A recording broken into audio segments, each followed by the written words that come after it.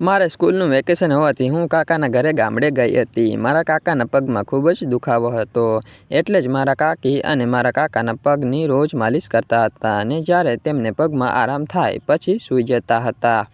જ્યાં સુધી મારા કાકા મારી કાકી જોડે માલિશ ના કરાવી લે ત્યાં સુધી મારા કાકાને રાત્રે ઊંઘ જ ના આવતી હતી અને રાત્રે પણ ન જાય. એક દિવસ મારા કાકીને એમની નાની બહેનના ભાણેજના લગ્નમાં જવાનું હતું, એટલે મારા કાકીએ મને બોલાવીને કહ્યું કે હું આજે મારી બહેનના ઘરે જાઉં છું, એટલે તું આજે તારા કાકાના પગમાં માલિશ કરી આપજે, નહીંતર તેને આખી રાત ઊંઘ જ નહીં આવે.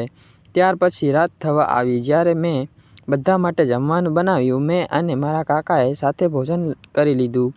પછી રાત થઈ એટલે હું કાકાને માલિશ કરવા ગઈ તો મારા કાકીએ મને કાકાનું ધ્યાન રાખવાનું કહ્યું હતું, એટલે મેં માલિશ કરવાનું ચાલુ કર્યું.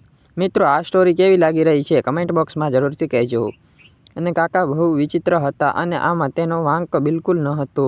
આ બધું તે હંમેશા ગુસ્સામાં રહેતા હતા.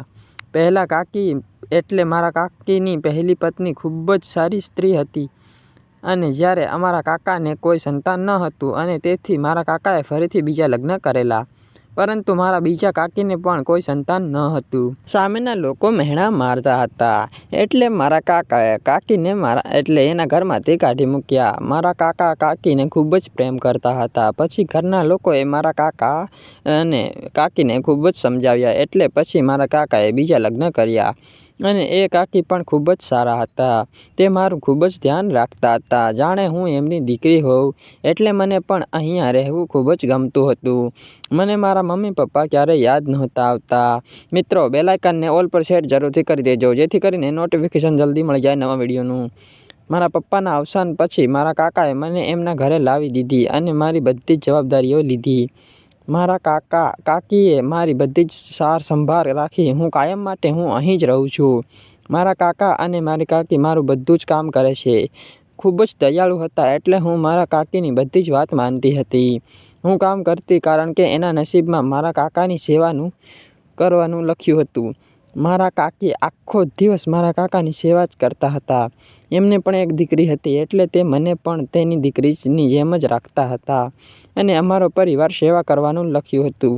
મારા કાકી આખો દિવસ મારા કાકાની સેવા કરતા અને એમને પણ એક દીકરી હતી, એટલે તે મને તેમની દીકરીની જેમ જ રાખતા હતા અને અમારો પરિવાર સુખીથી રહેવા લાગ્યો હતો.